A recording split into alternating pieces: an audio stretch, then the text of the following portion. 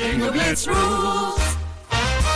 If your bingo has ads in it, That's not a bingo. if it doesn't have the coolest tournaments, mini games, and the most breathtaking design, Nope, not a bingo. if your bingo moment makes you feel so excited that you just want to burst in joy and scream out loud, bingo! Sorry, so you're playing... Bingo Blitz? Now that's a bingo. Go for a world of excitement with Bingo Blitz, the #1 free bingo game. Download Bingo Blitz and play for free. Now that's a bingo. This episode is brought to you by Disney's Mufasa, The Lion King. Get tickets now for the ultimate family holiday movie experience. Reunite with the characters you know and the untold story you'd never expect. Witness Mufasa's rise from orphan to king and see how the legendary villain Scar got his name. Disney's Mufasa, The Lion King, in theaters everywhere this Friday. The kingdom awaits. Hello, Scoobies. Kristin here. Today is December 18th, 2024. I'm saying the year because, maybe you're listening to it today, but you could be listening to this light years in the future for all I know. December 18th means a couple of things. One, order has been restored. I am, as of yesterday, officially 1 year older than Jenny again. She's feeling great. I'm feeling back to myself. Everything is the way it should be. And the other thing about December 18th is that it's awfully close to December 25th. This year, Hanukkah begins on December 25th. Christmas is on December 25th. So if you're looking for gifts and you know folks who either love Smashing the Patriarchy, who love Buffy or The X-Files, or who are just proudly smug bitches, we have a ton of really great stuff in our store right now. Shipping deadlines, I believe, are the 20th or the 21st of December, so you've got a few days to get in there. We've got a really amazing new Pay Buffy Summers tee. It's maroon and gold, classic SUNNYDALE colors. We've got Smug Bitch socks and hats. We've got Smash the Demon Lizard Patriarchy Christmas tree ornaments, which are really gorgeous. They are, I think, my favorite ornament that we've ever made. Not to mention Faith and Buffy themed merch. Our best-selling Time is What Turns Kittens into Cats sweatshirt. We have a lot of wonderful things over in our store, bufferingcast.com/shop. So if you're looking for some last-minute items, go on over there. Check it out. And patrons, don't forget, if you're a patron at any level, you also have access to our patron-only store. That is a store where we sell limited and exclusive items at nearly cost. So they are very affordable. They are very fun. And you can access that through Patreon, patreon.com/bufferingcast. And without further ado, this is our Praying Mantis episode. An absolutely iconic episode inside of the Buffering verse. So let's get to it. The praying mantis is a fascinating creature, forced to live alone. Who can tell me why? Buffy? Well, the words bug ugly kind of spring to mind.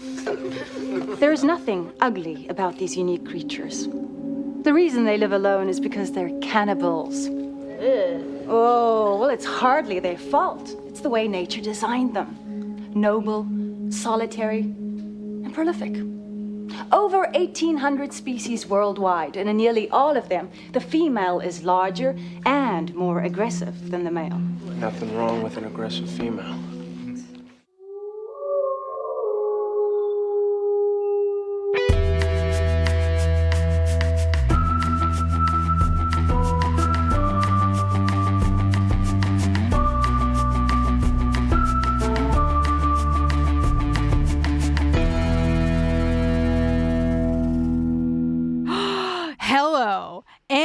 Welcome back to Buffering the Vampire Slayer once more with spoilers. A podcast where we are watching and discussing each and every episode of Buffy the Vampire Slayer one at a time for the second time. This time with spoilers. Welcome to the pod. It's not far from the varsity field where I took all city last year. I'm Jenny Owen Youngs. I am Kristin Russo, quite famously she of mandibles and serrated hands.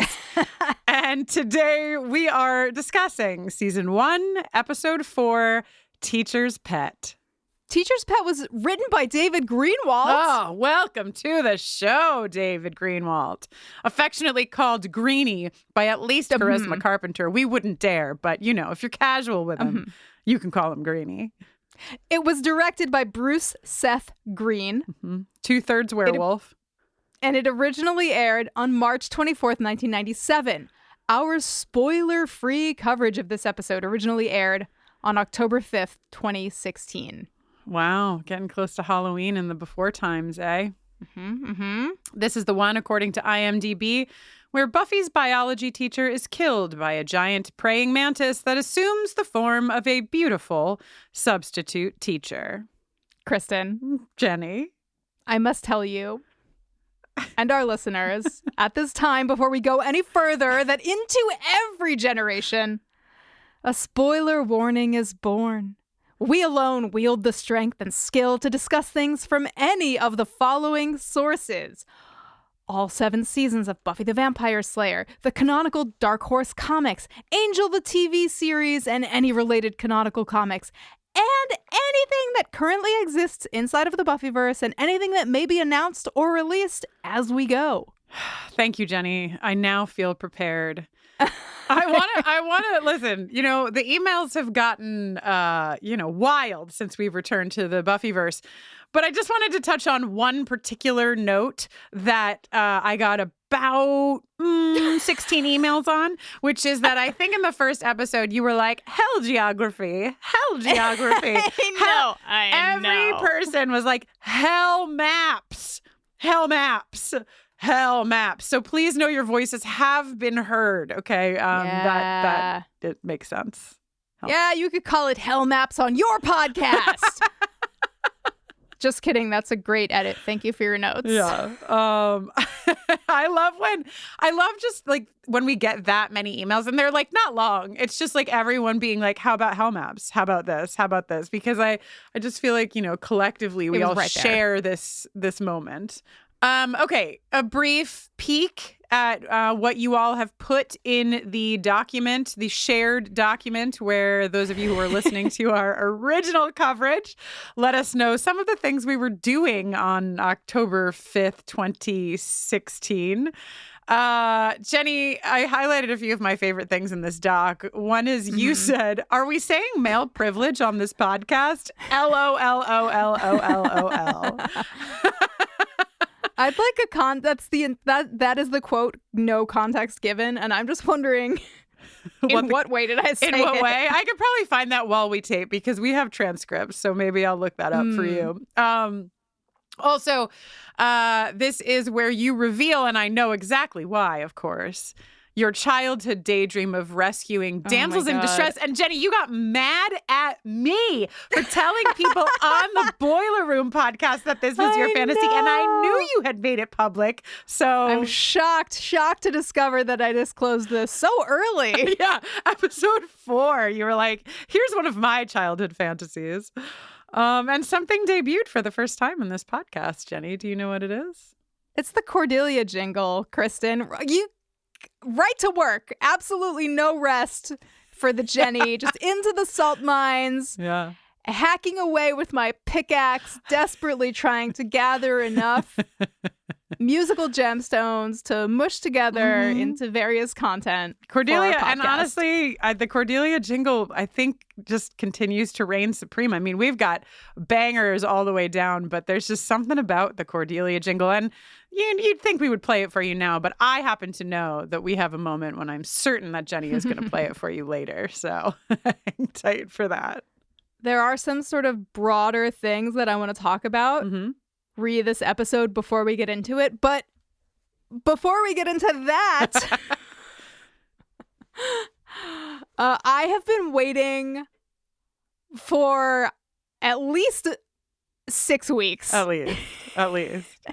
To play this game with you. It's a 1-question trivia game. And I have just been bothering you like every day. I've been like, Kristin, when are we taping the episode that is the last episode to go up before Christmas? Because when we do, I have to ask you a question on the podcast, and it's very important. I'm so scared. Why are you scared? Trivia, scary stuff. No.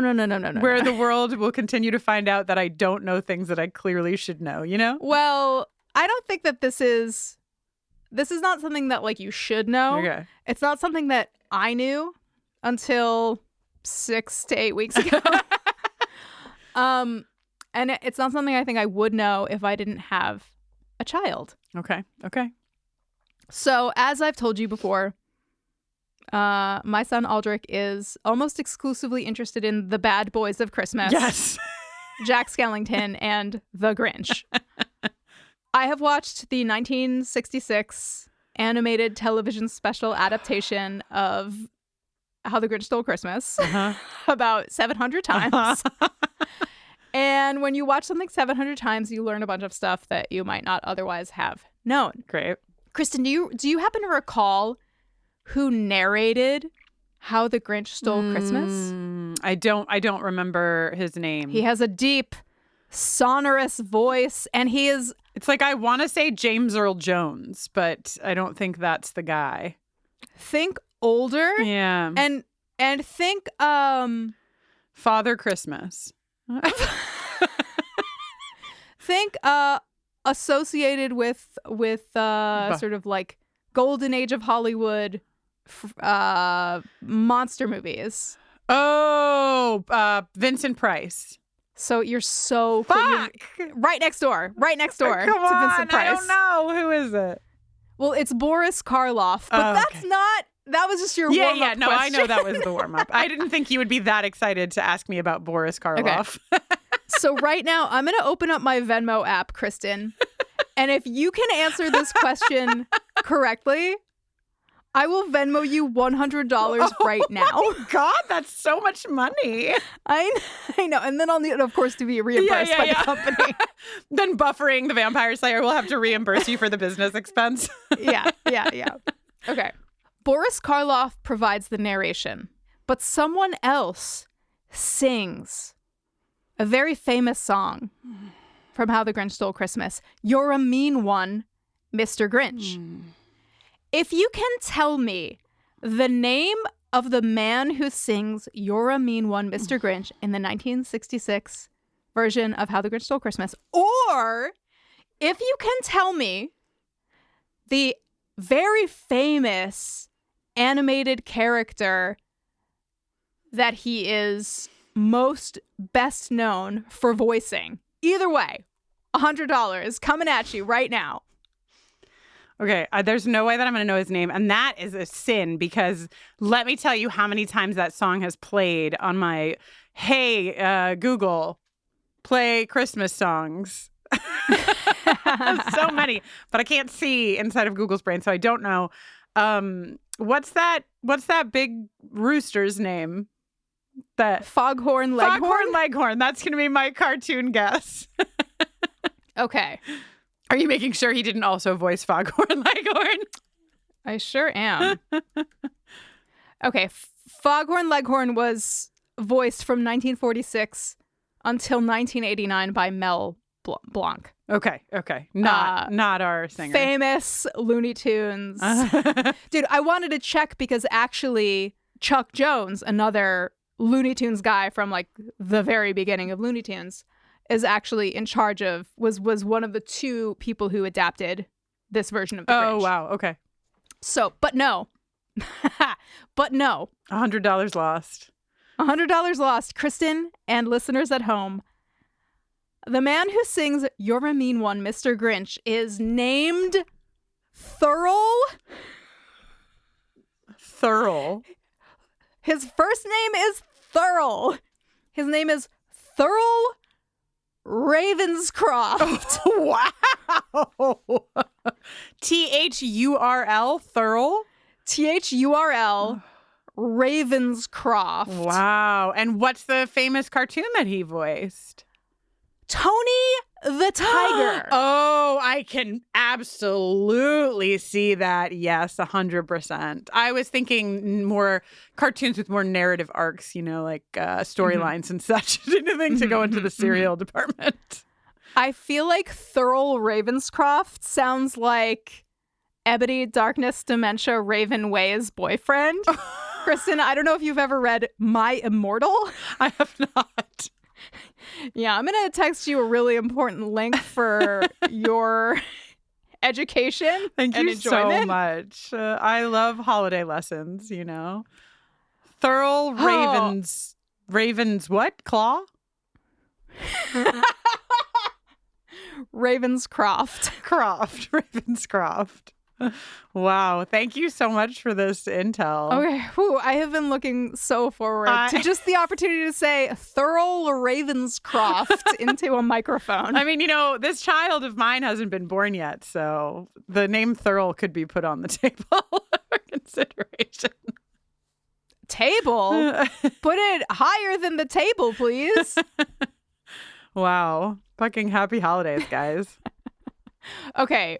Sorry for that digression. Thanks, everyone, for indulging us. Me. Okay. And this is a good moment since we just did a very special holiday treat for Jenny and almost for me had I gotten it right, which is that the next time we will be in the feed with a Buffy episode will be January 8th. So we'll take a little holiday break, just 2 weeks between this and Never Kill a Boy on the first date. You can kill him any other time, actually, but just not. Yeah. Not on the first. That's the only. There's one rule. One rule. Not on the first date. Okay. All right. Kristin. Yes. When you were watching this episode, Mm-hmm. you texted me and said, "Did Natalie French and Dr. Gregory fuck? Who fertilized those eggs under the desk? And was Dr. Gregory then a virgin?" Right. And I did a little bit. Listen, entomologists, this is your episode, really. So I do expect to get some praying mantis emails at some point after the airing of this. But I did briefly read that praying mantises can still cannibalize the heads of the males even without mating with them. So But who fertilized this egg? It's hatching. Yeah, so I didn't think about that question. But also, you know what's interesting is that Natalie later on, when she's got Blaine and Xander downstairs, Blaine knows what is going to happen because he's seen it happen to someone, which suggests that perhaps there's a neighboring high school where Natalie French has, you know, already done some stuff. So maybe that's how the eggs got fertilized. But why are they under the desk then? She took them to work. Also, okay, so are we to understand that Natalie French is a shapeshifter, like primarily a giant mantis, but also has the ability to change her shape? And as a giant mantis, how does she know what a hot woman looks like? Well, I mean, I don't know that. I mean, I guess just by the nature of the fact that she shifts shapes, she is a shapeshifter, but she's just a she-mantis, Jenny. And I would love to know if I sang Shakira Just 8 years ago, because I sang it so many times watching this episode. There's a she-mantis in your closet, you know? always. And so I think that just by default, if you are a she-mantis, you know what's sexy. Just it's instinctual. Is instinctual? I don't agree. No? I think it just comes naturally. And then what's about to hatch out of that egg at the end of the episode? Is it a mantis-human hybrid? Right. And why it feels like virgins are not just a preference, they are a requirement. Right. And I'm just wondering, is it just sort of some biological imperative, like we see weird sort of like territorial mating stuff, like preserving the Well, I guess praying lineage. mantises only ever, like female praying mantises must only ever have sex with virgin male praying mantises, because if they're not virgins, they would be dead. Then they'd be headless. Right. So I think maybe it's just what she knows, Right. you know? Okay. Yeah. I can't really answer the question because are they half mantis, half human? It's like, well, she's kind of half mantis, half human. So would they be 3/4 human and only 1/4 mantis? What's happening? Well, is she half mantis, half human, or mantis with shape-shifting abilities? Okay. The other thing, Kristin, that I need to tell you. Okay. I'm sorry. We're gonna go a little deep on mantises right now because This is one of our most important episodes. It is. Like one of the most important episodes to our podcast historically. Yeah. So, this is the other thing we need to talk about. The puppet of the She-Mantis's real form is a reuse of the Ngrath prop from Babylon 5. Right. Created by Optic Nerve Studios. Not just allegedly, Kristin. Oh, you found the proof? Wow. You are swiftly becoming the detective of this podcast. I have things that I care about, and this is one of them. There is a page on the Babylon 5 fandom site dedicated to Ngrath, and I want to tell you about this bug. Ngrath was a criminal kingpin operating out of Babylon 5's Down Below, which I guess are maybe some lower decks on Babylon 5. I haven't watched Babylon 5 since I was a child, so I don't know.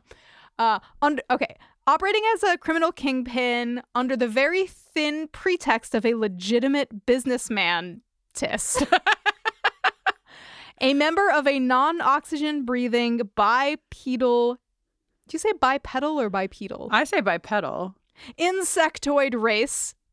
Ngrath rarely left his quarters in the alien sector, preferring instead for business to come to him. Wow. Fascinating. So you're taking your source as this, it's a Babylon 5 fan site? Mm-hmm. Because I just want to let you know that there's a picture. Latoya has this in her. Latoya looks for more confirmation than this. That's why I said allegedly. Because Latoya said, I keep seeing this repeated, but I'm still looking for an actual source, actual confirmation. It looks like it's true, but still. I think Latoya counts this as a probable fact, but I'm looking at it. It's the same costume. I'm looking with my eyes, and I believe them. I'm just saying that Latoya holds out for an official source. That's all. I'm not judging you. I believe That's very responsible of Latoya. I am not bound by such strict guidelines. Mm-hmm. I'm freewheeling. I believe this mantis costume to be one and the same. Did you know that the male mantis tries to calm the female mantis down by using his feelers to sort of like give her a little massage in hopes that perhaps she will simply not have to eat his head? Did you know also, I watched a full video of it happening. I watched the whole thing. I was like, I need to see it. I need to know. Because the title of this article that I found on praying mantises, it's from The Guardian, and it's probably 2021. But the fucking headline here, a praying mantis, she bites into her mate's head like an apple and cleans her face like a cat. She doesn't, I think I always thought that the whole head just came off, one chomp. No, it's just bites. And do you know what, Jenny? The male praying mantis... The male praying mantis has a tiny brain in his tail that takes over as his head's being eaten. He can hold your fucking breath. A decapitated male mantis can continue mating for several hours. This is fascinating shit, okay? Aspirational stuff. Seriously, absolutely. You say a chicken running around like a chicken with its head cut off. The phrase should be running around like a praying mantis. Fucking around like a mantis with his head bit off. Fucking around like a mantis with its head bit off. Also, you should check socials this week because probably 4 months ago, I came out onto my porch and I found a headless praying mantis and I lost my fucking mind. And I went to post it on social media. And then from the other room, Jenny just ran in and tackled me to the ground and was like, you must not show that photo. Metaphorically. From the other room? Metaphorically. Okay. She said I wasn't allowed to post my headless mantis until this episode aired. So finally, after waiting months and months, you can see the poor mantis who lost his head right here on my porch. Okay, so hate to break it to you guys, but I'm still having a blast. This episode fucking rocks. I'm really excited to read one of Latoya's notes later on when we get to the moment that inspired her that I think sums up why I love this episode and why I've been having so much fun with Monster of the Week stuff. But for now, let's get into it. I have a question right at the top, Jenny. Mm-hmm. Can we call Xander fantasies Xantasies? Yeah, I'm into that. Okay, great. So we start with a Xantasy at the bronze. Mm-hmm. He's helping a distressed Buffy. The only feedback I had about this scene is, I guess, that the witch engravings have not really permeated through to his fantasies yet. Still, they're not looking like they're engravings from witch books, but much more so modern day damsel in distress tales. Yeah, I was thinking Xander looks great in this fantasy. Mm-hmm. And I had a couple of like sort of thoughts that branched off of that. One is like, I feel like I recall as a kid having fantasies where I was like much more put together in my, imaginings. Uh-huh. And like the difference between whatever was going on there and what Xander has going on is I feel like there's a pretty good chance that Xander has an all black outfit at home and he could just wear an all black outfit and like, he could. Real cool. He could, but he can't really speak like this is the thing that is like hammered home through the rest of this episode. No, he doesn't have to do that. Yeah, he doesn't have to speak like this. Just like start small. His line where she's like, "Your hand, it's hurt." And he says, "Will I be able to finish my solo and kiss you like you've never been kissed before?" Absolutely iconic work here. This is the delivery is A+. It's so fucking funny. Jenny, you wanted to try to maybe keep count of stakes of convenience, which I'm really hoping at some point we get a jingle for. Oh, yeah. Do they count when we actually have 2 in this episode, but one is in a dream, and I didn't know if that counted. That counts. Great. Xander uses a chair leg, throws it through the vamp's chest, and then fucking rips a solo on his BC Rich guitar. Yeah, this is a warlock. This is like about as like douche metal as you can get in terms of like, if you picture a douche metal guitar, this is what you're going to picture. No offense. No offense to Phoebe Bridgers, literally who my wife told me has this. I have a full list of actually of guitarists who play this guitar. Just because it looks like this doesn't mean that a bunch of people don't play it. Slash plays it. Carrie King of Slayer plays it. Chris Poland of Megadeth plays it. Lita Ford plays it. Max Cavalera, formerly of Sepultura, currently of Soulfly. Mick Thompson of Slipknot. Wow. Rob Flynn of Machine Head.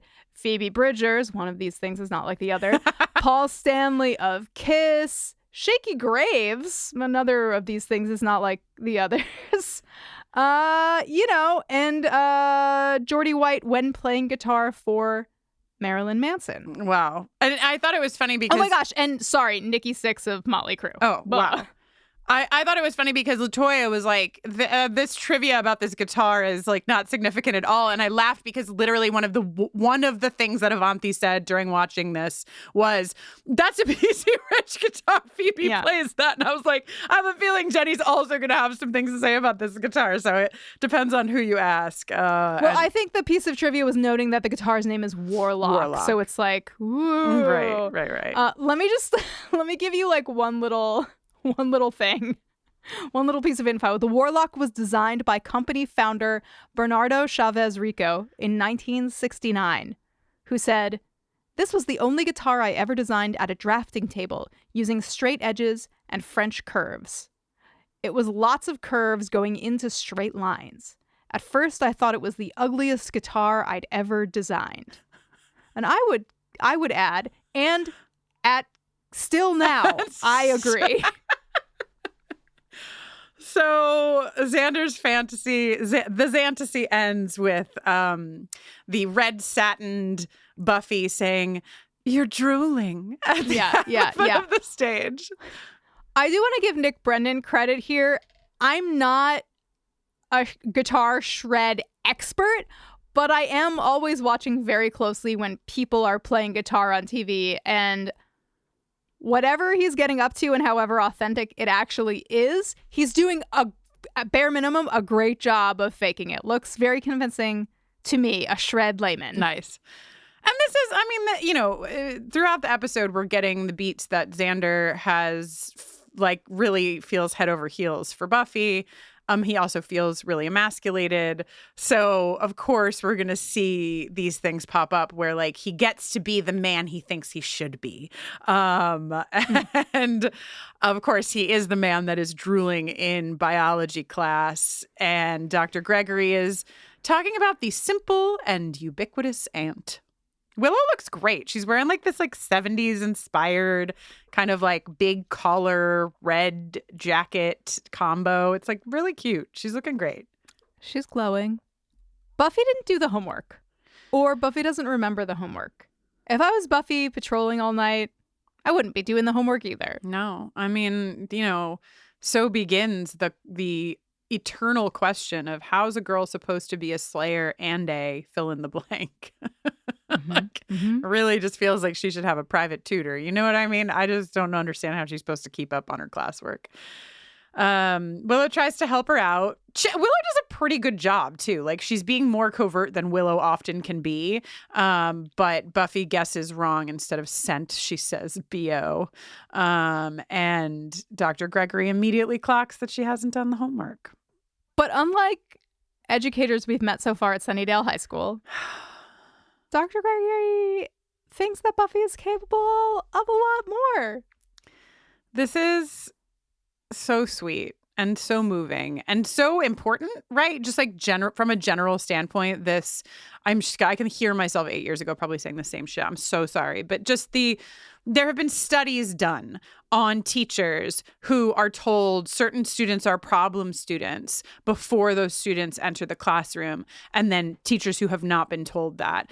Dr. Gregory obviously is somebody who can see past that. Most folks aren't. Those students where the teacher doesn't know and so therefore treats them without that bias do so much better in class than the students who are taught with this like lens of they're a problem child or they're not as smart as the rest of the kids or fill in the blank. And so I fucking love this exchange between the two of them. And we should hear. He holds Buffy back, and this is the gist of what he's saying.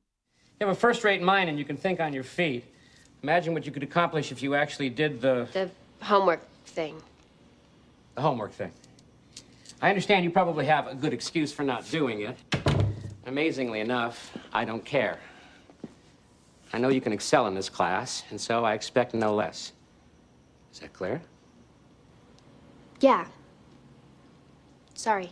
Don't be sorry. Be smart. And please don't listen to the principal or anyone else's negative opinion about you. Let's make them eat that permanent record. What do you say? Okay. Thanks. Yay! Someone believes in her. She'll have an ally for the rest of her time here at Sunnydale High. Oh God, Latoya! I'm not even gonna make us sad, but I will say that Latoya did a brief little rundown of the teachers that Buffy liked and their various fates. They're just not good. It's not great. Oh God. So Buffy leaves. My current wife, Avanti, is now demanding that we have a light table in our home because she saw Dr. Gregory using a light table for his slides. She said, cool, we need to get one of those. Hell yeah. And then the thing I hope doesn't come with the light table is a huge praying mantis hand, Jenny. I laughed so fucking loud when it appeared on screen. I wasn't ready. Sometimes you take a look at your little bug slides, and sometimes the bug slide wants to take a look at you. Oh, his glasses fall to the floor and crack, and of course, he is beheaded. They should hire Miss French, or whatever we're calling her, the She-Mantis, to help with the vampire population. Because if she just beheaded some vampires, then she would be dusting them and probably getting most of the protein she needs from that head as well. I would imagine that the protein in a vampire head is similar to the protein in a human head.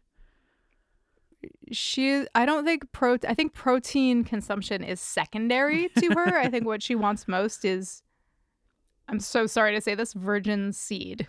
Okay, you could have just said virgin sperm. I don't think you had to say seed is the thing. That felt aggressive and intentional.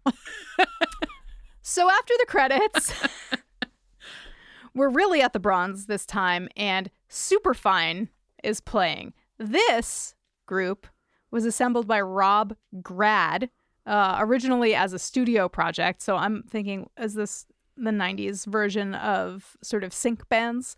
Somebody making music to try to get it placed specifically on television without like a IRL band actually behind the music. I looked up Rob Grad because I was curious, and he is currently a practicing contemporary artist who uses music as part of that practice some of the time. And in fact, in his most recent Instagram post, it looks like he's playing the same Stratocaster. Wow. Or, you know, one that looks just like it. This sort of like Sonic Blue or Daphne Blue. I'm not a Fender guitar color wheel academic. Okay, sure. But you know, this is the guy that we see at the front of the thing, the yes, silver he's singing, he's playing a light blue Strat, and he's wearing a shiny silver shirt. So shiny. Takes me back.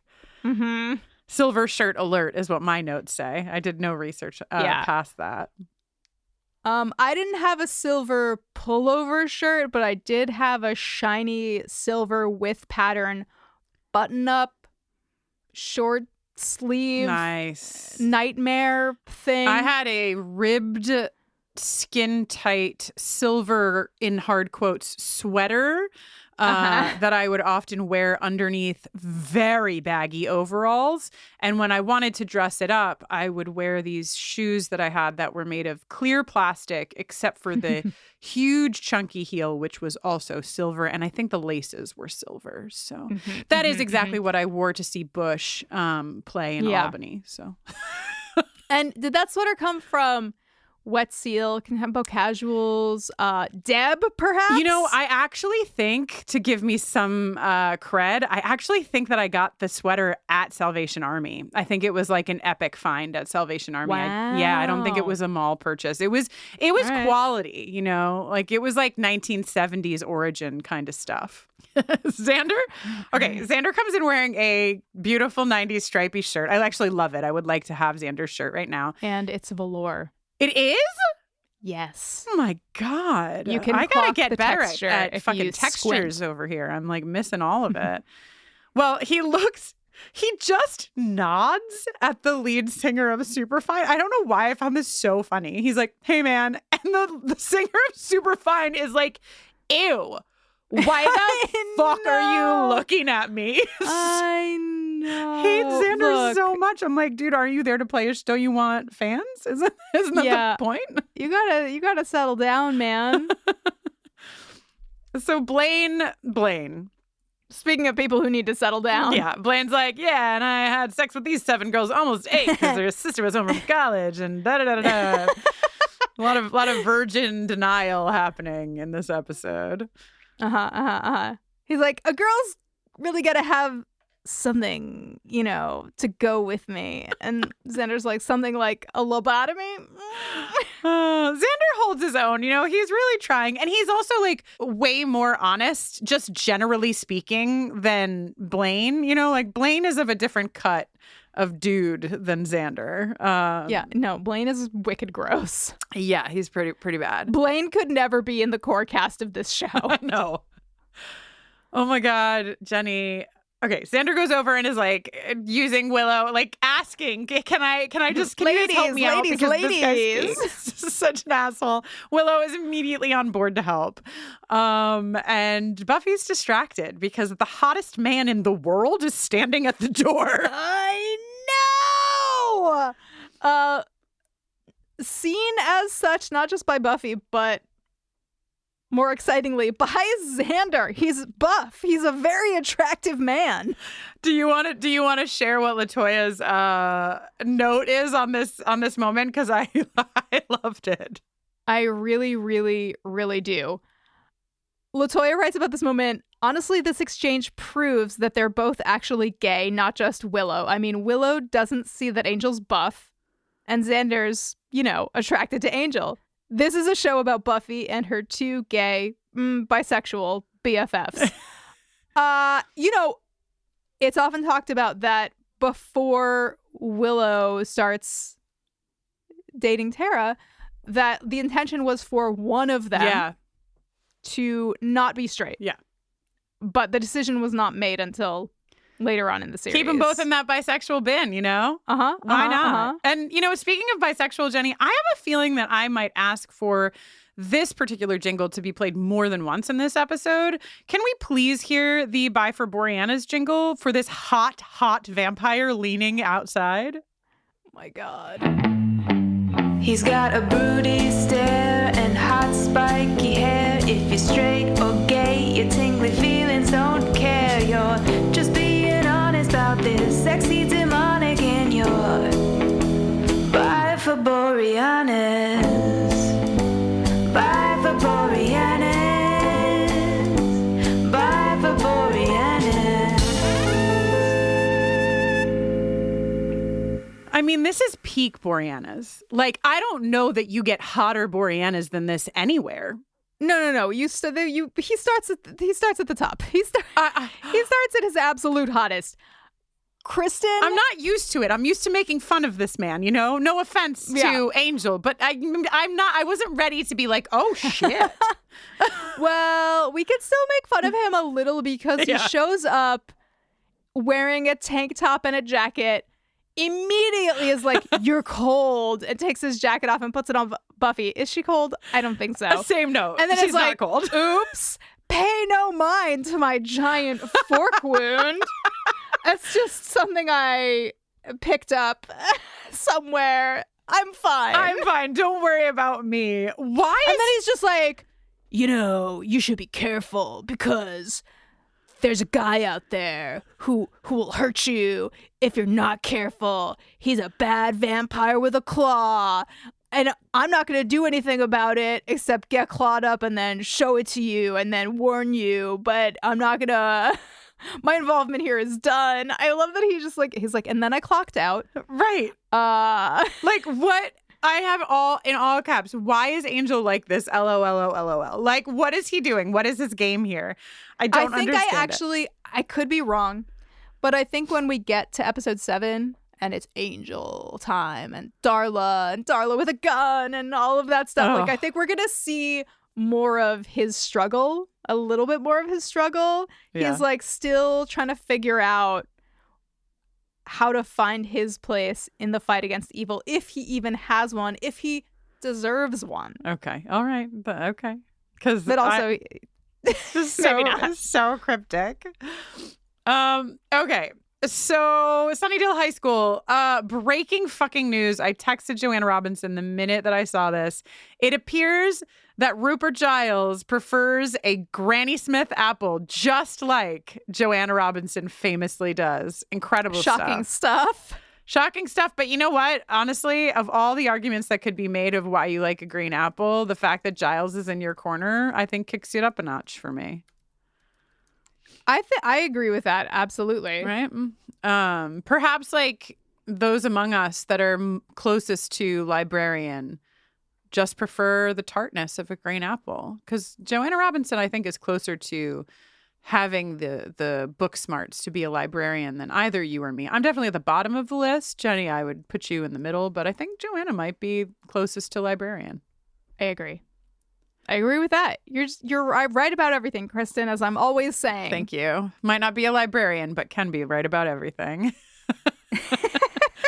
So this guy's been given a name, Fork Guy, by Buffy, which I love. And Giles says the most relatable Los Angeles quote I've ever heard in my life. God. And what is it? Every day here is the same.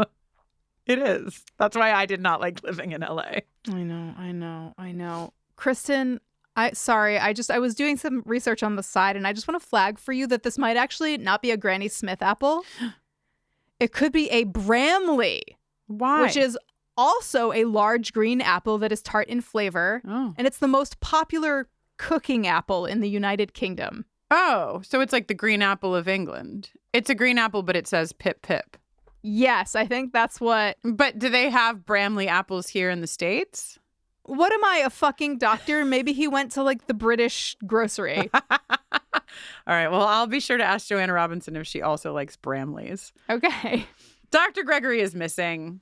But don't worry, because fucking Miss French is here. This entrance is epic. Slow-mo, sexy teacher entrance. They play... This is like, is it because the praying mantis is exotic that they play the pan flute that is normally reserved for explicitly racist reasons? I was like, I don't know. I don't even know what to do with this pan flute right here. Yeah, I definitely took note of this as well. There's something like very nature documentary about it. Yeah. Like, it's like, here's the dance remix of your favorite score from a nature documentary. Which just feels, like it's playing into the animal attraction. Right. Biology. Right. Pheromones. Right. Blah. This is Musetta Vander. What a name. Thurl She's- Ravenscroft, move over. yeah. Thurl Ravenscroft's sister-in-law. She's from South Africa, and you probably won't be shocked to learn that she was in Xena Warrior Princess. Oh, that makes sense. And also in about 1,000 music videos. Let me just tell you a few of the musical artists whose music videos she's appeared in. Can't wait. Alice Cooper. Ever heard of him? Rod Stewart. Ever heard of him? Tina Turner. Ever heard of her? Elton John. I think I've heard of him. Traveling Wilburys. Yeah, Debbie Gibson. Check. And Kristin. I was most excited about Debbie Gibson. I think there's someone you're going to be even more excited about. All right. Britney whose Spears? enormous smashola in 1991 Oh. had a music video in which Musetta Vander appeared. Salt and Pepper. Can you... Sort of the other end of the spectrum in terms of like... Celine Dion. Okay, much closer, but... Mariah Carey. Closer still. Fuck. Just a little lighter, a little... Amy Grant. More... Yes! No, nailed it. Musetta Vander appears in the music video for Every Heartbeat. Oh. I thought you'd like that. Every heartbeat knows your name, my name, somebody's name. I love that. Do you know what? I thought it was Every Heartbeat Belongs to You. Something knows somebody's name in a lyric in that song. You know what? You should be trusted and not I. Listen, I have something because, so this actress has an accent.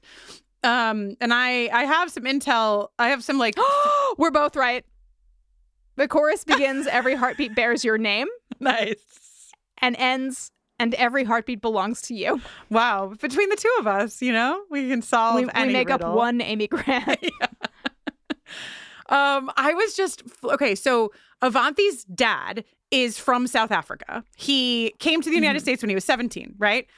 He's from Durban, a city in South Africa. When I opened this woman's page from Durban, South Africa, I was like, does your dad know her?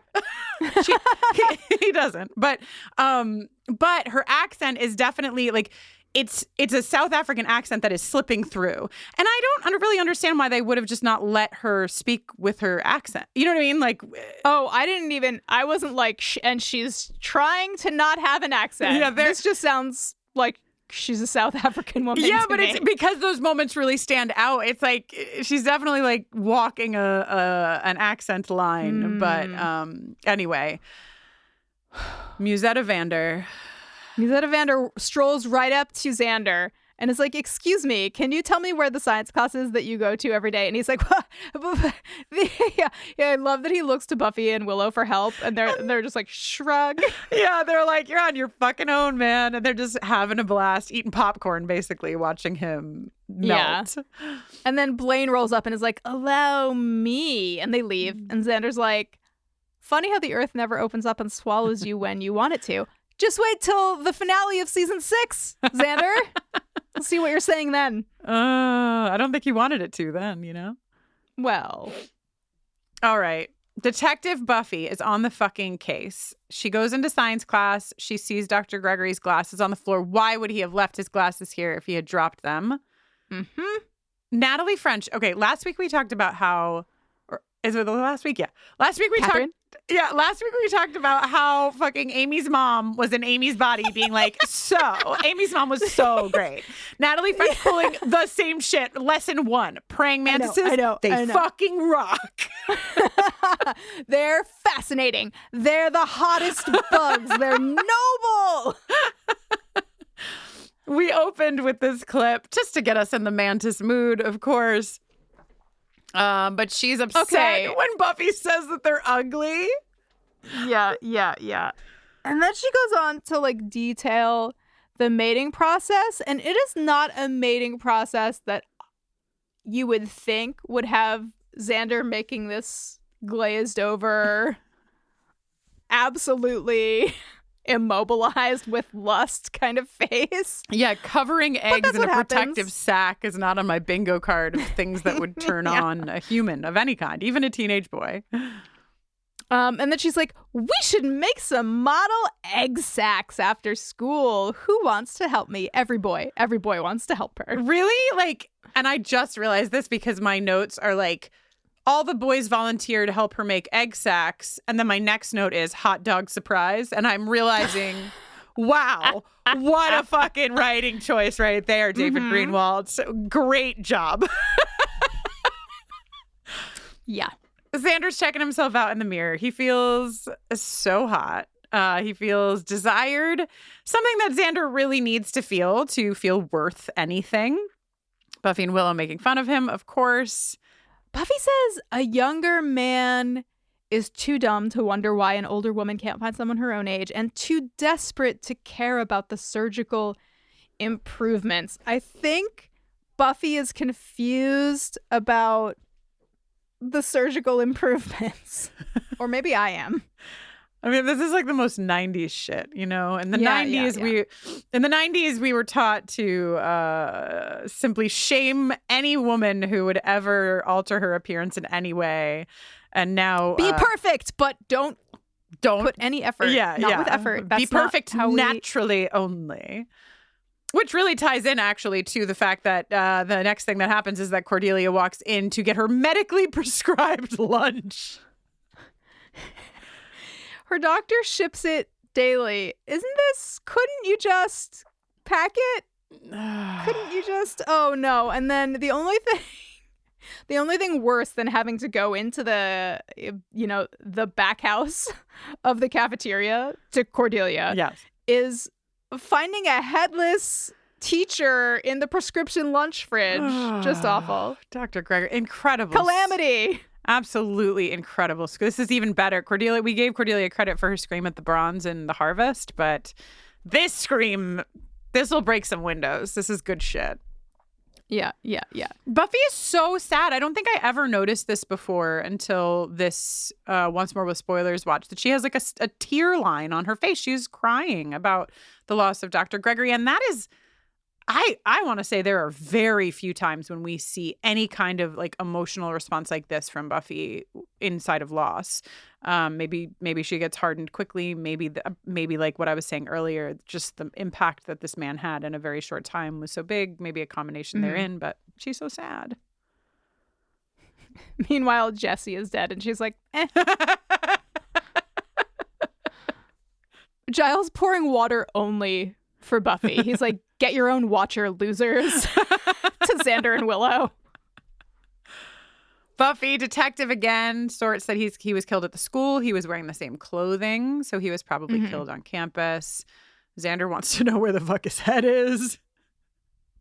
Well, Xander says, this is a question no one wants to hear. Where did they put his head? And Willow says, good point. I didn't want to hear that. And this brought something up for LaToya that I know you wanted to share, and maybe we can talk about it here. Yeah. This is, so at this point, LaToya writes in her notes, there are a lot of good character beats in this episode. Episodes like this, which are considered filler and lesser episodes, are what makes TV TV. Oh, that sentence. I want to like pin it to my wall. And why, quote, Monster of the Week episodes of TV are so important, because you get these integral and fun character beats that only make you more invested in the characters in the bigger episodes. She goes on to say, you know, this episode also has some really good Buffy and Angel stuff that starts getting us invested on our way to the episode Angel. Seriously, Angel's It Looks Better on You is maybe the smoothest Angel has ever been, ever. Maybe? Definitely. 1,000%. It's only going it's down. It's all downhill from here. But this is it. Like, this is, I think, what, and there are plenty of modern day television shows that I love, but these this is a 12 episode season, but these seasons of television that were much more common in the 90s, 22 episodes, 25.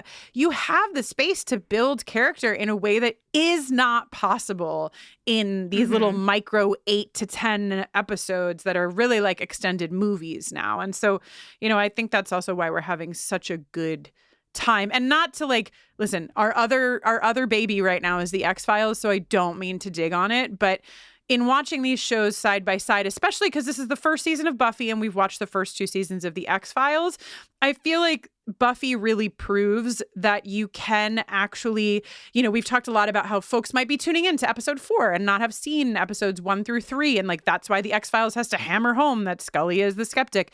And when I was watching this, I was like, this proves that you can do that, but also have it be really good.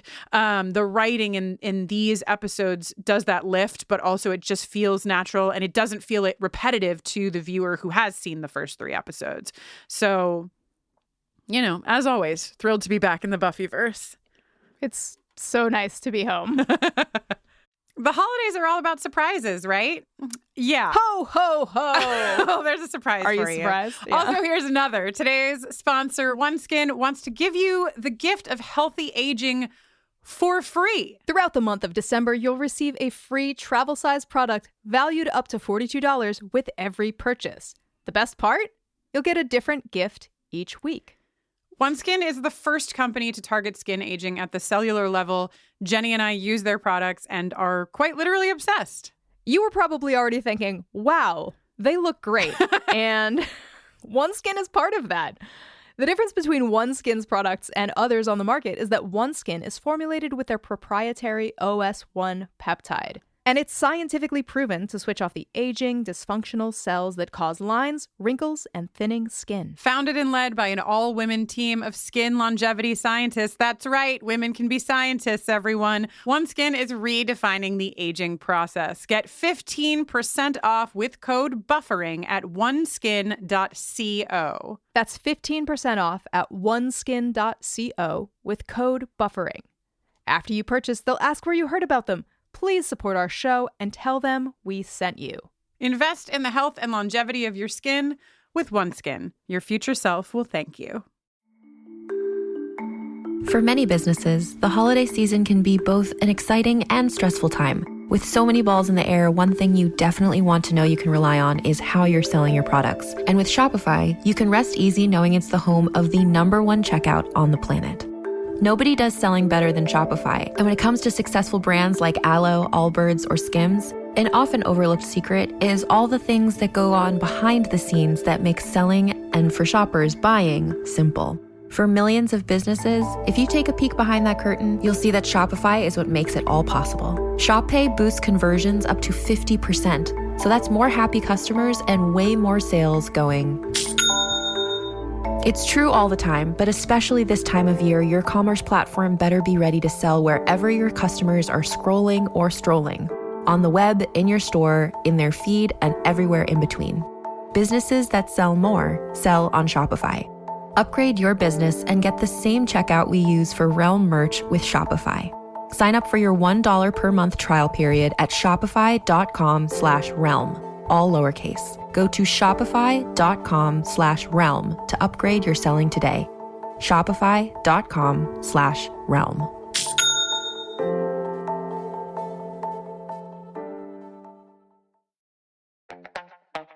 This episode is brought to you by Skinny Pop Popcorn. Perfectly popped, endlessly delicious. oh so light and crunchy. Skinny Pop Original Popcorn is the snack you've been searching for.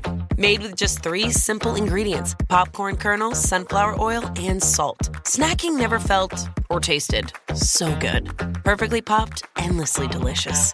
Give yourself permission to snack and pick up Skinny Pop Original Popcorn today. Okay, so it's floated that the master maybe had like a follower who cut off his hand as penance, and maybe it was replaced with something pointy. We don't know. But also Dr. Gregory wasn't exsanguinated, so, you know, it's looking more like there's a different non-vampiric player in town. Two things. Xander's like, are you fucking kidding me? We're only on episode 4. We got 2 things to worry about now? 1 episode? Get out of here. And Buffy explains, we're on a Hellmouth. It's a center of mystical convergence. Xander calls it Monster Island. Same. Mm-hmm. 2 things in this scene that I would like to comment on. 1, incredible sweater vest, Giles, A+. 2, can vampires not grow their hands back?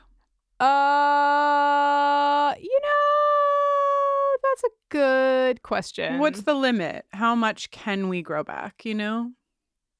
Yeah, I think like I don't think anyone has firmly decided. Sure.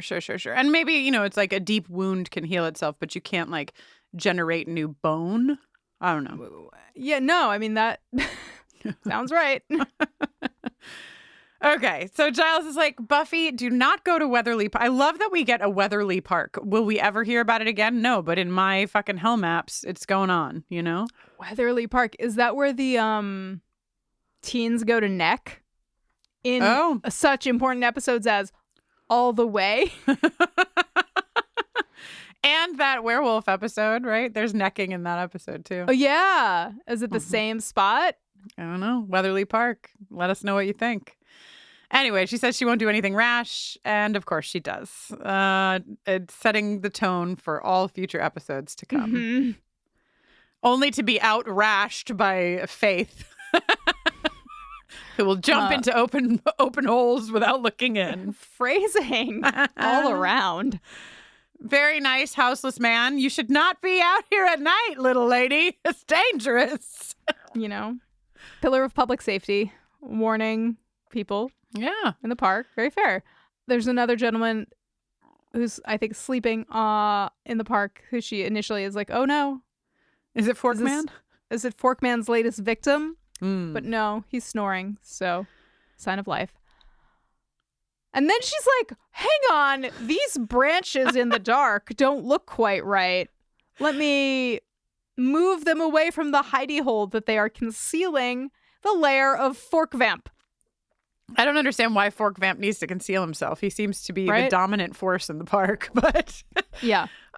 So he pops out, and then the police? I wrote, the police? Since when? A, since when? B, this guy looks like Wilson from Home Improvement. Yeah. This seems to be a man on a power trip in a fishing hat who's just like, I have a flashlight. Yeah, I am the police. He definitely looks more like a man who wants to like bring a group of people to get the Hunchback of Notre Dame like, instead of a member of the Sunnydale police. Yeah. Natalie's walking home with her groceries right by Weatherly Park. Fork guy hops the fence, no problem whatsoever, and sees her and hisses and runs. Goes away. dashing down a manhole into the sewers. He does. Him running into the little manhole is very funny to me. Buffy watches wide-eyed. She cannot believe that anything could terrify this fork vampire. She cannot believe that Miss French has purchased cereal branded with Jim Carrey's The Mask on it. All of these things are shocking, you know? Oh my God, that happened? I did not see that. You didn't see The Mask? Yeah. Yeah, The Mask is real big on one of those cereal boxes. Amazing. Dad is mad that Buffy lied when she gets back to the library, but she has intel. Not only did she see the guy with the fork hand, which she explains is actually like a fucking claw, not a fork, but she saw that fucking claw guy is afraid of Miss French. Giles, do you know Miss French? Yes, she's very nice. She's lovely in a calm and extremely well-proportioned way. In the hallway, Buffy's trying to get shit done, but Principal Flutie intervenes and he shepherds her with a sort of nonstop barrage of words all the way to the crisis counselor. This is incredible. This is like an example of the rapid fire, hilarious dialogue that can come from this show. It just builds and builds and builds and builds, and it never stops. And then right at the end, he's like, heal! He's just shouting in her face. And she has to go see the counselor because she saw Dr. Gregory's headless body. And so she must heal. And honestly, shout out to Principal Flutie, because I feel like, I don't know, but I feel like in our original run, you know, so much was given to the wonderful Armin Shimmerman and Principal Snyder, who's obviously with us for a lot longer. But Flutie just really fucking nails this role. Like, this is incredible. He's great. Yeah. Ken Lerner crushing, doing a lot with a little, very memorable. Yeah. Enjoy him while he's here. Speaking of memorable. While Buffy waits outside the crisis counselor's office, she gets to overhear Cordelia talking about her trauma. It was... Let's just say I haven't been able to eat a thing since yesterday. I think I lost like 7.5 ounces. Way swifter than that so-called diet that Quack put me on. Oh, I'm not saying that we should kill a teacher every day just so I can lose weight. I'm just saying when tragedy strikes, we have to look on the bright side. You know? Like how even used Mercedes still have leather seats. What? This reminded me, maybe this is showing too much of our own personal business, but this reminded me of how Jenny and I look back on our former selves just after we had gotten divorced and we're like, damn, damn, we look good.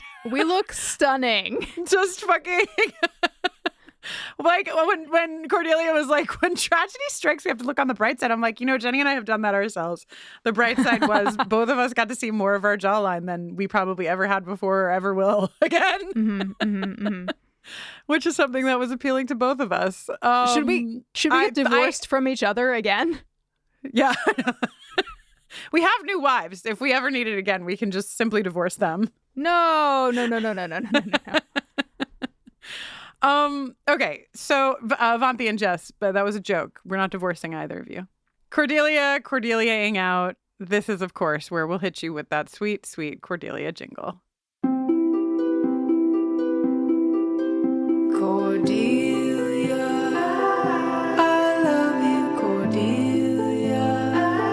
You're perfect, Cordelia.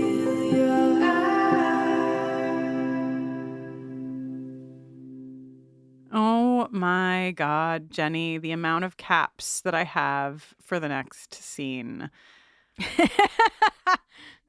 I didn't tell remember. me everything. I didn't remember this moment when her head... She's talking about pollination. She's giving Xander the answers to his pop quiz, whatever. Buffy's at the door, and her fucking head spins around on top of her neck, which I believe is a lyric from the song as well, at the end of this episode. Oh, yeah. But it is just cinematically a masterpiece. It's really unbelievable. Unbelievable stuff. No expense was spared. Looks incredible. Impossible to say that this was created digitally. Absolutely.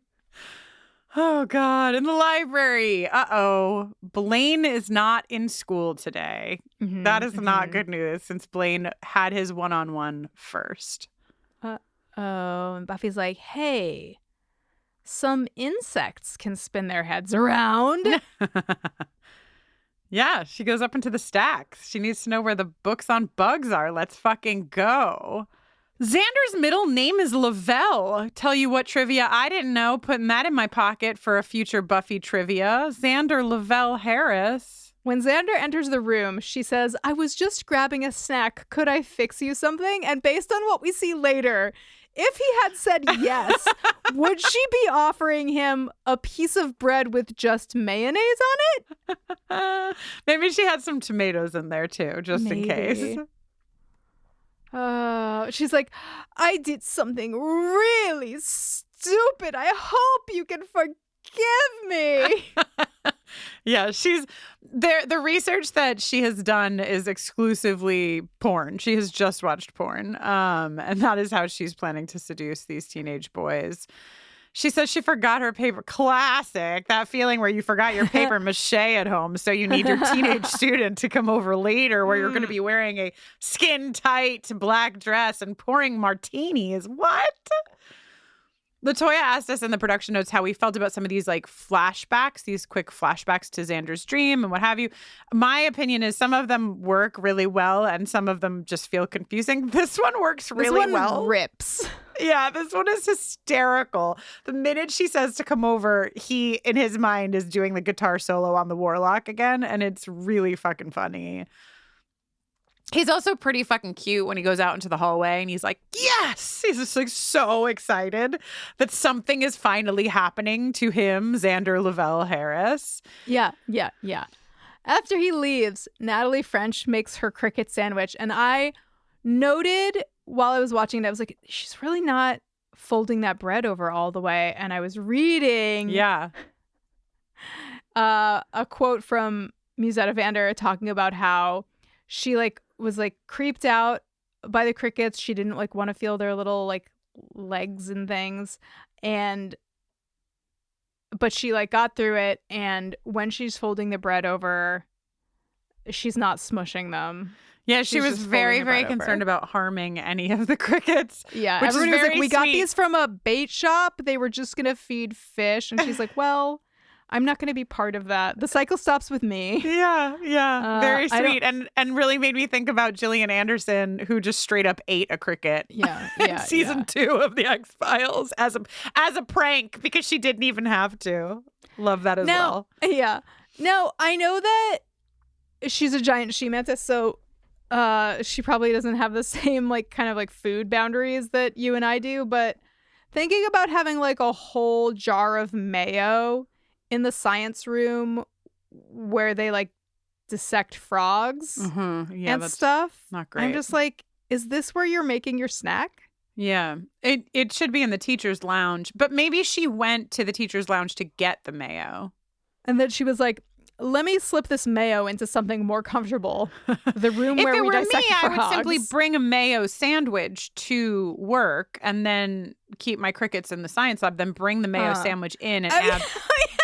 I love that she has a Tupperware that says food on it and it's just crickets inside. Is there a class snake or something? And it's is this the class snake's food Tupperware, or did she bring this Tupperware snake from going home? hungry ever since Miss French started substituting? Also, I noted that she's wearing very The snakes eat crickets? I'm sure they wouldn't say no to a cricket. She has very Mantesian eyeshadow. Mantesian? Mantesian. Mantesian. Incredible. I wrote Mantis Ian, and it just looks like you would say it Mantesian. Yeah, it's like Martians, which I didn't know meant you were from Mars probably till I was 26, Wow. Yeah, I didn't put it together. Martian? How am I supposed to realize No, I know. That is kind of rude. Okay. Buffy has learned that praying mantises can rotate their heads 180 degrees. She's so excited. And Willow is like, she's kind of big for a bug. Giles is like, she's kind of woman-shaped for a bug. But then he remembers that he had a chum at Oxford, Carlisle, who went What are the odds? What are they? Very high when your name is Rupert Giles. Carlisle went mad because he claimed there was, and we'll find out more later, but basically he knew that this species existed. He was a professor of, he studied entomology mythology. Wouldn't it be nice if that was just entomythology? Mm-hmm. All right. Xander has a crush on a giant insect. I would like to put a flag in this. This is the beginning of a long, long journey of Xander having crushes on women who will wind up being demons of some kind. Demons, giant bugs, fill in the blank. Xander's track, just how Buffy has a really rough track record with teachers she likes, Xander has a pretty rough track record with girls that he's into. It's true. Buffy has been like stumped by some bite marks from Dr. Gregory's autopsy, but oh, look at this zoomed in photo of mantis mandibles. I'm not stumped anymore. And sure, Willow's hacking into the coroner's office database. Whatever, it's fine. It's fine. We go to the outdoor, the breezeway, I believe they call it. And now this is a moment. Buffy finds Xander in the breezeway and she says, hey, Miss French isn't human, so please beware. We think she's a big bug. And let's hear the exchange between the two of them. This sounds really weird. I'm aware of that. It doesn't sound weird at all. I completely understand. I've met someone and you're jealous. What? Look, there's nothing I can do about it. There's just a certain chemical thing between Miss French and me. I know. I read all about it. It's called, a pheromone. It's a chemical attractant that insects give off. She's not an insect. She's a woman, okay? And hard as that may be for you to conceive, an actual woman finds me attractive. I realize it's no mystery guy handing out leather jackets. And while we're on the subject, what kind of a girly name is Angel anyway? What does that have to do? Nothing. It just kind of bugs me. Look, I really gotta... What? So, listen. Is Xander ogling beautiful women and beautiful girls all over the high school? Yes, he is.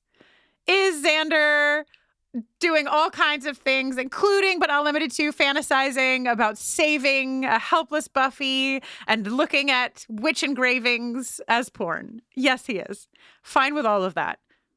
Just being a teenager doing teenage stuff. Mm-hmm. This clip I play because this is an example, and we will sadly see it many, many, many more times, where Xander's fear of being emasculated, Xander's insecurities, Xander's fill in the blanks, which have roots in a lot of very real places, which I know we will talk about, become really toxic and bad. Like the fact that his system, you know, I've gone to a lot of therapy. Jenny, you've gone to a good amount of therapy too. Mm-hmm. Therapists will often tell you that at the end of the day, most of us are just trying to protect ourselves. You know, we're just trying to protect. When we do fucked up shit, it's like our systems have learned like this coping mechanism. This is Xander trying to protect himself. If he learns that this woman isn't into him, then he will have to feel emasculated again, even stupider than he felt before. And this is where it gets dangerous with Xander. And this is I think really beat number 1. Like 4 episodes in, this is when we're seeing really how this stuff plays out inside of Xander and can become, you know, in this case, really dangerous for him, but in other cases, in future cases, really dangerous and really shitty for other people. So I just wanted to kind of demarcate that because I know, you know, sometimes we have a good time dragging Xander for like everything Xander does, but this is the real shit here. This is really where it gets problematic. And I do want to say, unrelated to that, but related to this scene, that if I were Buffy, Willow, and Giles, and we were like, this lady might be a giant bug, I would maybe, as a group, go talk to Xander and have like a serious chat with him, not like I think there's, she's like a big bug. Right. I also think, kind of like jumping off that point, that even if Xander's protecting himself by being a shitty human to Buffy in this moment was real, that at least the seed of this fact would have been in his head when I guess he was drugged, so it doesn't matter. We're about to get there. But like, I just was like, okay, maybe you didn't believe it and you had to protect yourself out in the breezeway. But like, once you get to her house and she's handing you a fucking martini, like at some point, do you not think, oh, maybe that was the truth, you know? I feel like dress and martini goes more to Xander's thesis statement than Buffy's. But my main concern as we get to her house, okay, I have a few concerns. Yeah. But my top concern here is, where did this praying mantis learn to make a martini? Oh, you don't know about it's actually a really famous book. It's called Martinis for Mantises. Yeah. We should serve mantis teenies. Yeah. And the only thing that makes them a mantis teeny is that they're actually just 1/4 of a martini instead of a full martini. These martinis are so small. They're like a shot of vodka. Jenny, this dress is just so much. It's so much. This is out of control. I had to avert my eyes from the television screen. Yeah, it's a lot. And this is, so in contrast to Xantasy Xander, this is really the shit that Xander would be saying to an incredibly attractive woman who is incredibly into him and who's saying things to him like, would you like to touch me with those hands? This is intense for anyone, Xander's included. He says, when she says that he's probably cool as a cucumber, he goes on this like entire monologue where it goes from cucumbers to Greek salad to shawarma in like 1 second. Yeah. And then he immediately follows that by drinking his entire martini in one gulp. And then as the drugs set in, he remembers his dream, which is weird. This is one of the places where I thought the dream flashback was weird. Yeah. But I guess it's like the only way that we get Xander connecting this moment to Buffy and saying, I love Buffy. Like his true feelings are that he loves Buffy. And then something happens to his hands. I hate when I, in my younger days when I was simply dating, I hated a date that I looked down and all of a sudden her hands turned into serrated mantis hands. It's just a little jarring. Tinder horror stories. Yeah. We've all been there. He passes out. She's drugged him with some kind of, I don't know, drug. Yeah. And he wakes up in a cage in the basement. There is straw lining the bottom of the cage. Did she build this cage? Whose house is this? Whose name is on the mortgage? Is she expecting him to pee in the straw? I really feel like the arc without knife vamp, claw vamp, fork vamp would have been fine, actually, because what I kind of thought was going to happen, I would like you to know that if you asked me if there was a vampire in Teacher's Pet, I would have said no. I had zero memory of fork vampire at all. Just gone from my memory. And I just feel like when we went up to the real Miss French's door, wouldn't it be fun if Miss French was just chilling in the basement? You know what I mean? Like, wouldn't it have been fun? Or if she was like her house guest or her whatever, like she was using that residence too. And then we wouldn't have needed to go to the sewers to get fork vamp to show. That's a whole other thing. Right. But anyway, please call me Natalie. Oh my God. Blaine is so happy to see Xander briefly. And then he, I'm sorry to report, describes the mating process in detail. I didn't write it down, but there's some part where he talks about like how she shoots eggs all over your body. I am upset. Yeah. Meanwhile, in Giles' office, he's on the phone with he's making his transatlantic call to Carlisle. Somebody get this man out of the hospital because the She-Mantis is real. The virgin thief. Oh my. Justice for Carlisle. Carlisle, British man, graduates, get him out of there. Buffy's like, oh, she's only interested in virgins, but Xander will be fine. He's definitely gonna. Well, like he's gonna die. He's going to die. He's definitely gonna die. Also, there's a beat in the library that just a tinge of foreshadowing when Willow knows that like Xander's really in trouble. The way that she delivers like. I like his head. It's where you find his eyes, his hair, his adorable smile. Like, we're getting little breadcrumbs that will lead us to one of our least favorite arcs in the show. Willow talks to Xander's mom and finds out that Xander went to his teacher's house to work on a project. Oh, no.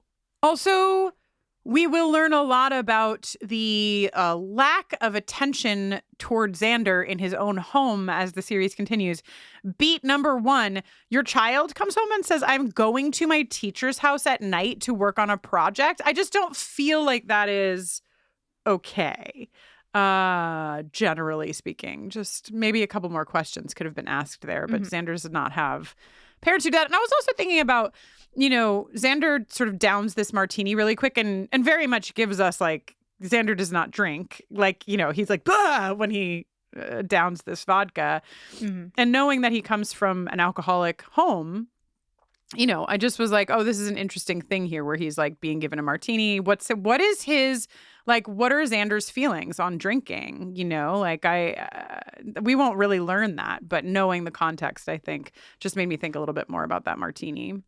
All right, so he gets a part of the cage off, and it's not going to get anybody anywhere except for that Xander and Blaine can sit next to each other. But he has a weapon, which is something. Buffy has, and this is also really important Buffy beat. She has, what do you call it? Designated? Delineated? She has given everyone jobs. Delegated. Delegated. Thank you so much. She has delegated. Willow is going to find the address of Miss French. Giles is going to go get the bat sonar. And Buffy's going to go get the weapons. Are all these weapons in her room at home? Where are all these weapons? Unknown. Giles lets us know when we learn that Miss French was born in 1907 that she is, quote, extremely well preserved. The most British man of all British men. So they go to Miss French's house and, this lady really is 90. It's Jean Spiegel Howard, mother of Ron Howard, grandmother of Bryce Dallas Howard. Incredible. And wife of Rance Howard, who is in Angel's Carpe Noctem episode. Here she is. She's like, I haven't taught since 1972. And they're like, where's Miss French? She's like, I'm right here. Oh, no. Okay, perhaps my favorite thing that the Mantis does is play Eeny, Meeny, Miny, Mo with her little fucking catch a virgin by the toe. Yeah. She picks Xander. He tries to escape. He gets pulled down the stairs. Buffy decides that the best way to find Miss French's house is to go get this fucking vampire who almost shredded her last time and hold him up to each house until he hisses, basically. I mean, there's not much town. That's true. To get through.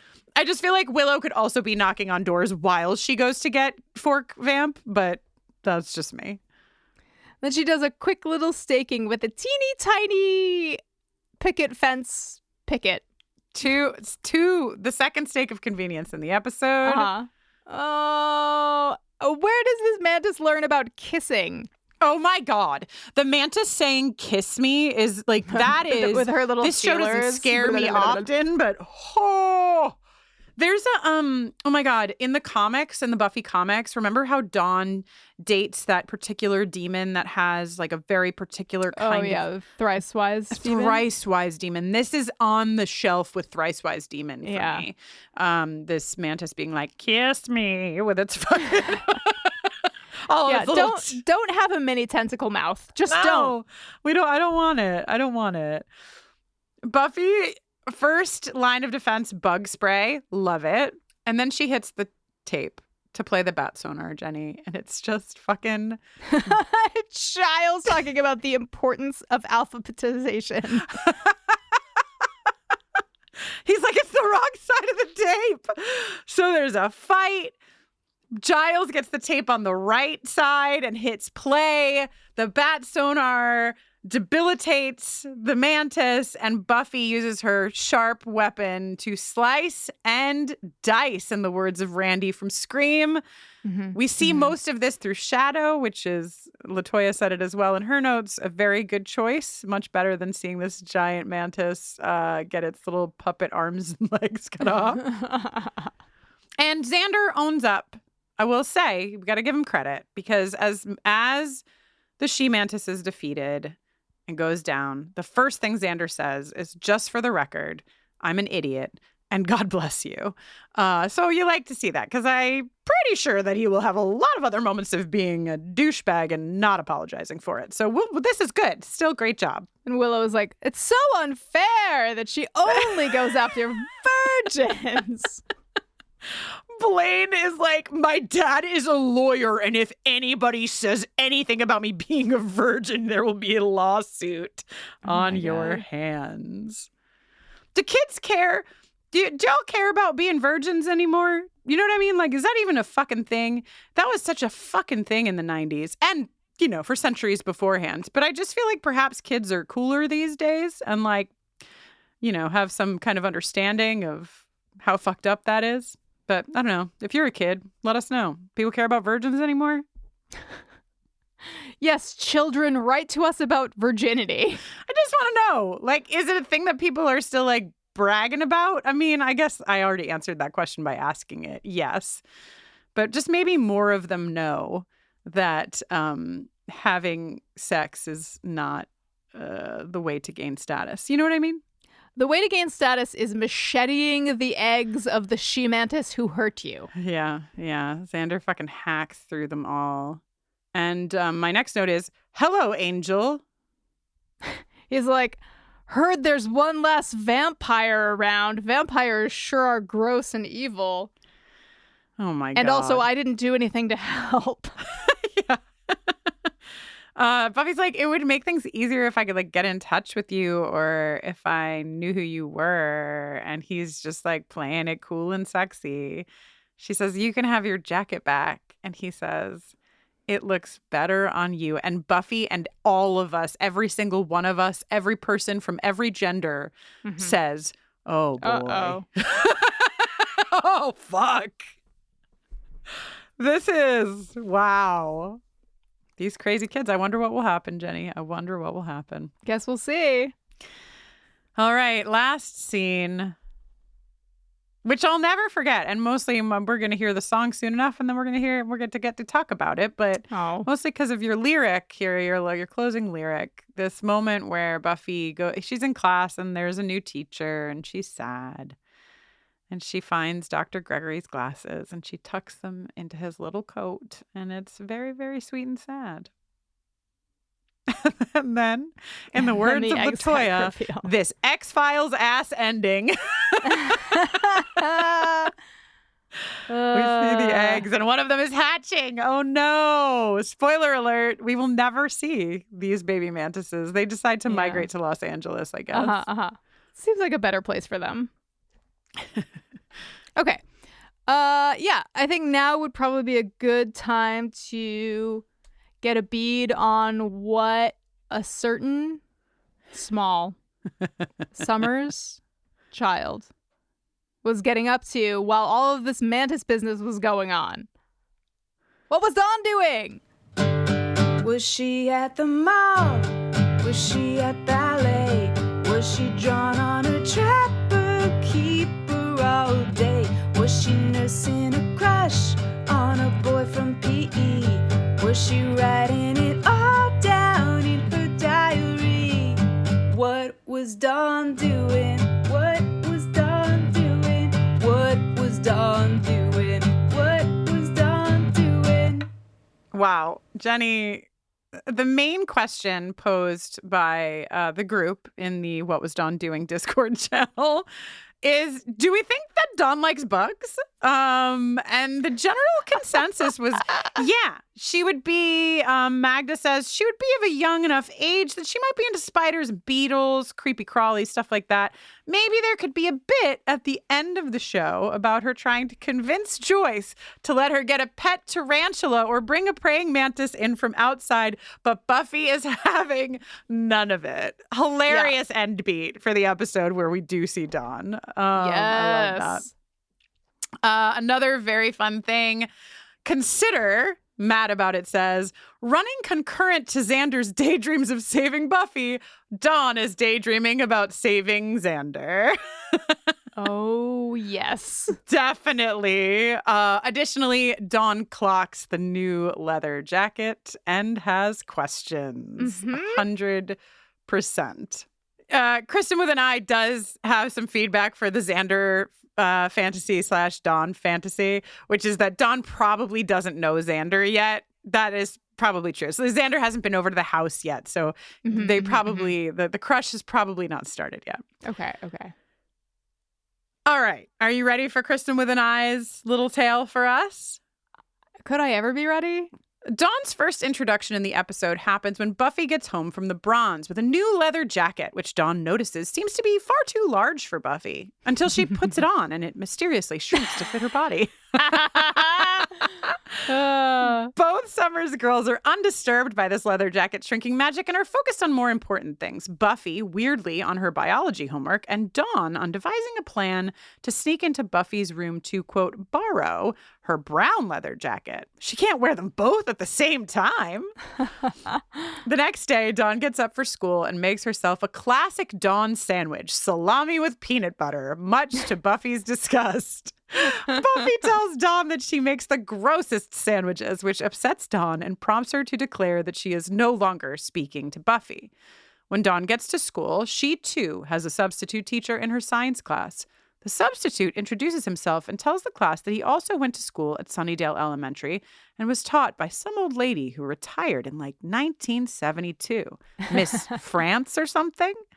Dawn was distracted by overhearing one of the girls in her class, Kirsty, tell a group of students that it's a rite of passage to make the substitute cry, something that Dawn will later repeat in Season 5, Episode 4, Out of My Mind.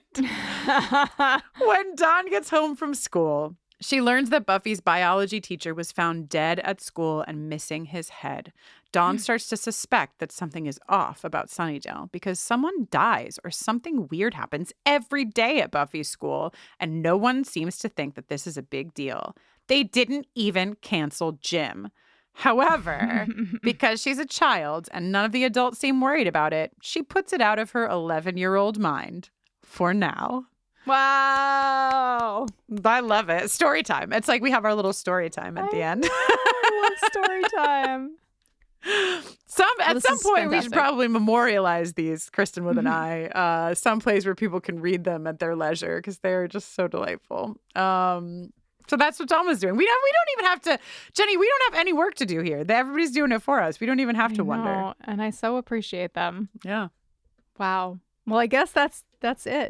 That's it. For now. That's it until we play one of our most infamous songs of all time. Oh, right. And then we talk about it. But before we do that, let me tell you that I'm Jenny Owen Youngs. And when I'm not watching Buffy, I'm making music. A deluxe edition of my album Avalanche came out November 22nd. You can find it in all these streaming places. And in February and March of 2025, I'm going to be playing some shows in New England and some co-headlining shows with my friend and doppelganger, Jenny O, a totally different person. Allegedly. Up and down. We'll believe it when we see it, Jenny. Well, this is why we booked the tour. So we will finally be able to prove once and for all that we are two separate people. We will be proving it to the good folks of the West Coast of the United States of America, playing all the way from Seattle down to Los Angeles. Come find us. You can get all the info and tour dates, etc. at jennyowenyoungs.com. And say hi to me on socials at Jenny Owen Youngs.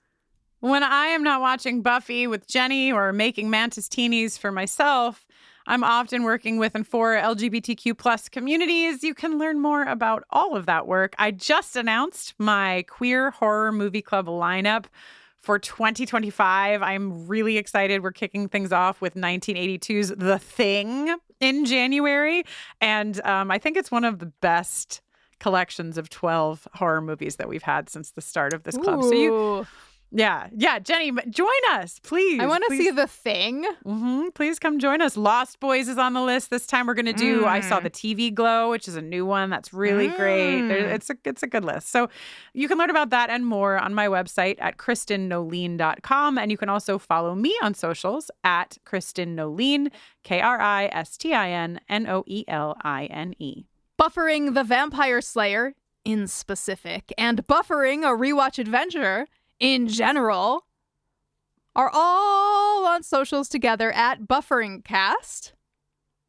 You could always email us at hello@bufferingcast.com. And don't forget to find us at BufferingCast on TikTok, where we are sharing episode by episode music videos put together by our listener Addie for each and every Buffering song as we go. Whee! So exciting. You can support the work that we do here on Patreon, patreon.com/BufferingCast. A lot of fun things happening there always. Bonus podcasts, ad-free podcasts, group watches. We are just 3 days away from doing probably our now annual holiday watch of Buffy's Amends episode. That's happening on December 21st. And we're often watching movies over there as well as a big group of humans who just love each other. So come on over, support us, and be part of the fam. This episode was produced by Kristin Russo, Jenny Owen Youngs, and LaToya Ferguson with support from our consultant, Mackenzie McDade. It was edited by Kristin Russo. What can't she do? Until next time, woo! Na na na na na na na na na na na na. Dr. Gregory, he believed in me. All of the grown-ups think I'm a lost cause. When was the last time someone didn't write me off to lunch? And then we found him with no head, Cordelia's screaming, but she's real resilient. Shouldn't someone be calling law enforcement?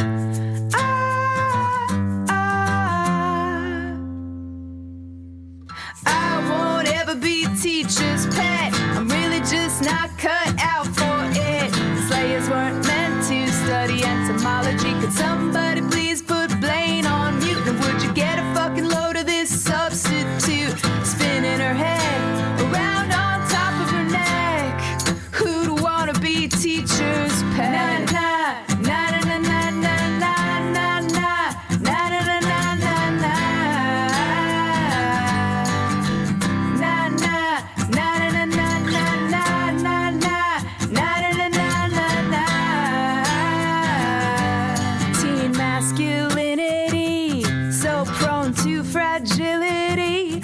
Just look at Xander puffing his chest, sparring with Blaine in this regressive contest. How often it's been said, pretty girls just make boys lose their heads with their smiles that say take a chance on my mandibles and serrated hands. They all wanna be teacher's pet. I'm really, really just not down with it. Gotta save my friends from a giant She-Mantis. Virgins are her favorite, but she hates fat sonar. Sure makes hacking off her limbs a little less hard. It's been an evening that I won't soon forget. Who'd wanna be teacher's pet? Na na na na na na na na na na na na na na na. Na na na na na na na na na na na na na na.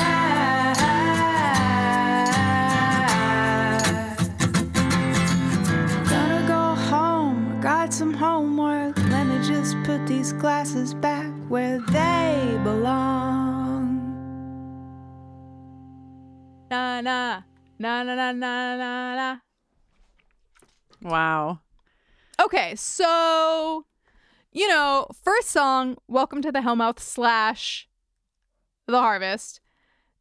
Sort of a cowboy chords, kind of a, jing jing ga jing ga jing ga jing ga jing ga jing jing ga jing ga jing ga jing.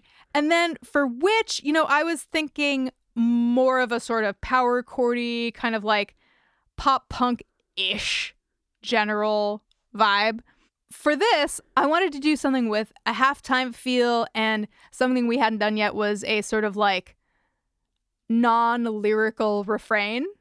Hence the na na na na na na na na. Right? This is still lyrically very Monster of the Weeky.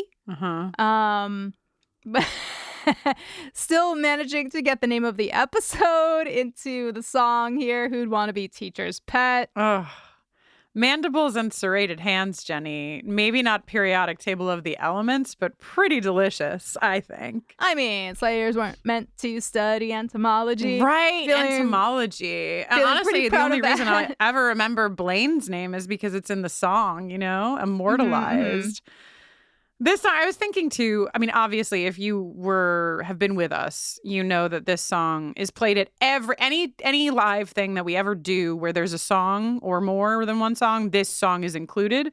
Gotta play the song, gotta get our money's worth out of that praying mantis mask. I think it was it Union Hall, was that the debut of the mantis mask? The very first live show that we ever did. And I just bought this mantis mask on friggin' Amazon.com. Sorry, but I did. And I put it on my head and I danced around, and the people, they simply loved it. And to the extent where, a little behind the scenes peek at the upcoming book, Slayers, Every One of Us, there's a photo insert in there where there's a photo of us here and a photo of us there. And there's a full page spread of all of the mantis appearances. And that's fun and lovely. And I was just thinking about it in the larger context of it all, of like, we made this podcast and, this huge library of songs. And there are some that are heart-wrenching and gutting, and so many of them are just so smart, and all on and on.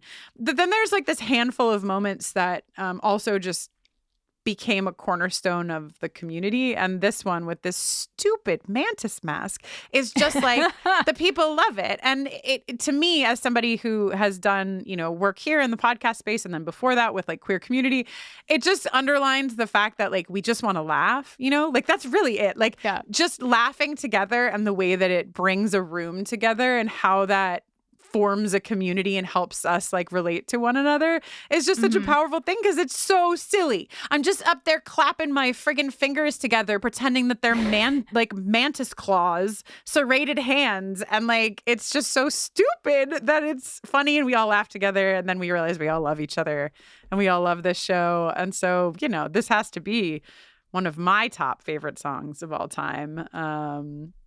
It's the only one that Jenny and I really perform as a duo, where I really have stuff to do. I have an important task, just as important as Jenny playing the music. Yeah. And my most important task is trying to breathe circularly so that I can make sure I have enough air in my lungs at all time for the absolutely nonstop onslaught of words in the song. The song is at capacity, syllable-wise. At capacity, syllable-wise, and you're also often trying to fend me off. I'm like, Jenny's like playing the song, singing the song, and then has like a full mantis that's like leaning on her shoulder and fucking like just all up to antics for the entire time.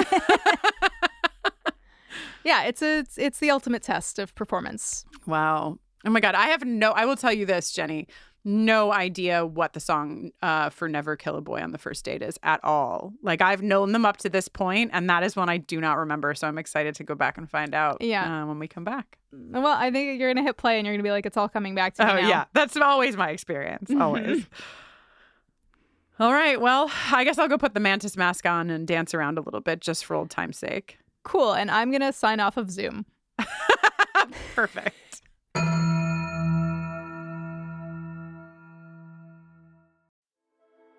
Hi, I'm Laura Cathcart-Robbins, and I am the host and creator of the podcast Only One in the Room. Every week, my co-host Scott Slaughter and I invite you to join us and lose yourself in someone's incredible Only One story. We talk to real people dealing with issues like infertility, the death of a loved one, human trafficking, and women who, fake it. Oh, and we want to be fair, so we talk to celebrities too.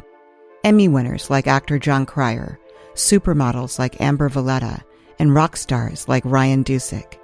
Everyone is invited to share their Only One story with our listeners. With 21 seasons and counting, we guarantee you that Only One in the Room has a story that you'll connect with. This podcast is for anyone who has ever felt alone in a room full of people, which is to say that this podcast is for everyone. Download Only One in the Room on Apple or Spotify today.